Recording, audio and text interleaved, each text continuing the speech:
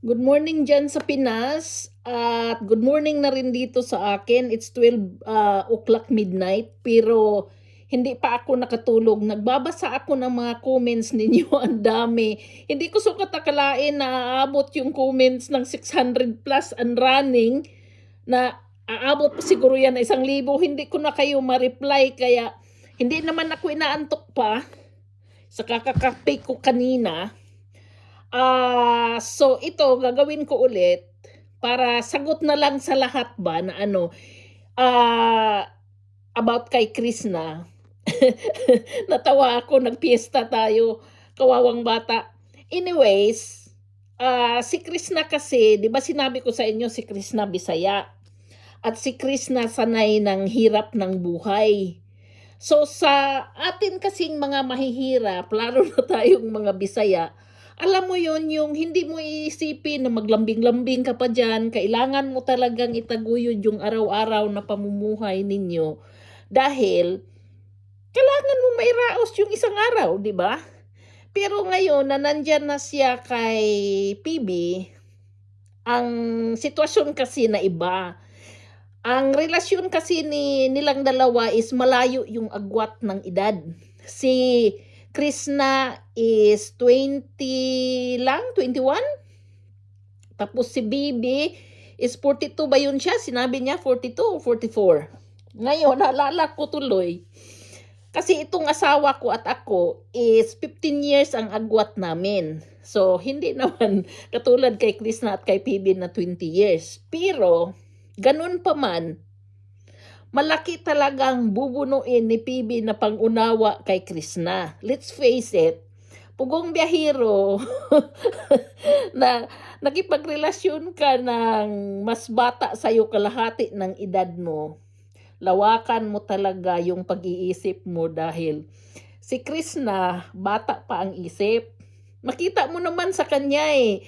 Sa mga bashers dyan na nagsasabing malandi si Krishna, hindi yan malandi. Magaslaw siya, oo, kasi nga inaamin naman niya na buwish siya at saka ang trabahong gusto niya. Alam mo yung manly na trabaho, hindi girly, kundi manly. Kaya ganun siya kumilos. So, intindihin niyo siya. At mas pino pa ngang kumilos si PB kay ni Krishna eh. Let's face it, yun ang totoo. Pero that doesn't mean na nakaka-minus yan sa pagkababae ni Krishna. Alam mo, saludo ako kay Krishna mahusay dahil lahat ng trabahong lalaki ay kaya niyang gawin. At yung mga klasing babae na ganyan, hindi yan natatakot mabuhay mag-isa. Yun ang sasabihin ko. Hindi yan natatakot na maiwan sa panahon. Alam mo yun, dahil kaya niyang tumayo sa sarili niyang paa. Hindi siya naghintay ng lalaki na para isalba siya. Yun ang totoo. Dahil ako, ganun ako ka-strong. Hindi ko hinihintay ang isang lalaki. Buti nga nakapag-asawa pa ako eh. Kung dahil hindi ko talaga hinahanap yung lalaki na weak. I'm not saying na weak si PB.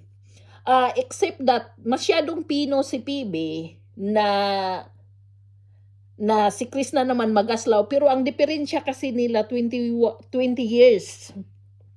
So, sa diferensya na yan, kailangan si PB magbigay talaga ng malawak na pangunawa kay Krishna. At si Krishna naman, kailangan niyang habulin yung pangunawa ni PB. Kailangan sila mag-meet halfway. Kasi si Krishna bata, si PB may edad na. At iba na yung gustong direksyon ni PB sa relasyon niya, si Krishna nag-umpisa pa lang. Pero pwede nila yan i-meet halfway. Ang Krishna mahusay is bringing, nakikita ko naman alam mo yun si Pugong Biyahero, bumabata ang mukha. Dahil kay Krishna mahusay. Siguro sa kakatawa niya kay Krishna na walang ginawa kundi kulitin niya si PB. Pero Mamimiss niya yan talaga si Krishna nitong mga araw na wala si Krishna sa bahay dahil 'di ba, sila lahat doon 'di ba sinabing mas tahimik masyado ang bahay 'pag wala si Krishna. Kasi nga si Krishna bata pa, so siya yung nagdadala ng vibe sa bahay. Pero sa mga bashers naman na wala nang ginawa yan kundi mang-bash, yun naman talaga ang trabaho ng bashers, mang-bash. Na parang feeling nila perfect sila at sila yung nakakaalam ng direksyon ng buhay ng tao. Kung sino man yan, katulad ko, na nandito ako sa social media, ang mukha ko, ito ginagawa ko lang pastime. Kasi pag wala akong trabaho, wala naman akong makakausap dito dahil nandito ako sa countryside. So, kung hindi ko makausap yung pamilya ko, nagba-vlog ako o umiikot-ikot sa kabundukan dito kung hindi tinatamad. Pero si Krishna kasi, sa edad niyang yan, ang hormones niyan malakas pa. Kaya makita natin siya sumasayaw, nagkikindig-kindig, kinding-kinding dyan. Hindi naman kalandian yan dahil uso yan ngayon sa internet na ganun talaga. Yung iba nga sumasayaw, nakahubad pa buti na lang si Krishna hindi naghuhubad. Diyos ko day. Pero uso kasi yan nga sumasayaw-sayaw ka na nakikiuso ka, lalo na yung mga mas bata pa ang edad. So normal lang yun, okay lang yun. So ang problema niyan, kailangan nilang i-sort out ni PB at ni Krishna na mag-meet halfway sila. Kasi si PB may edad na, si Krishna bata pa. Kalahati sa edad ni PB, ang edad ni Krishna. So kailangan nila mag-meet halfway. At si Krishna naman, marami pang pangarap sa buhay na madali namang solusyonan yan. Pero kailangan pa kasing patunayan ni Krishna ang sarili niya So mag-wait lang si PB na darating ang panahon na yan na pero hindi kailangan na may bababago sa kanila. Hindi kailangan na sabihin ng tao, uy, magbago ka, kisyo ganito, kisyo ganyan. Hindi yun. Tanggapin ang bawat isa at unawain. Kasi ganun talaga dapat.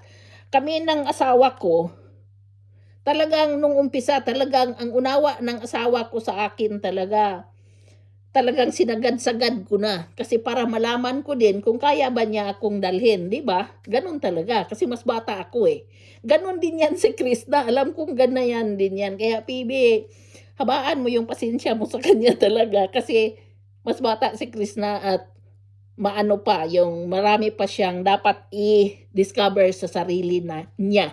Yun lang, good night sa lahat.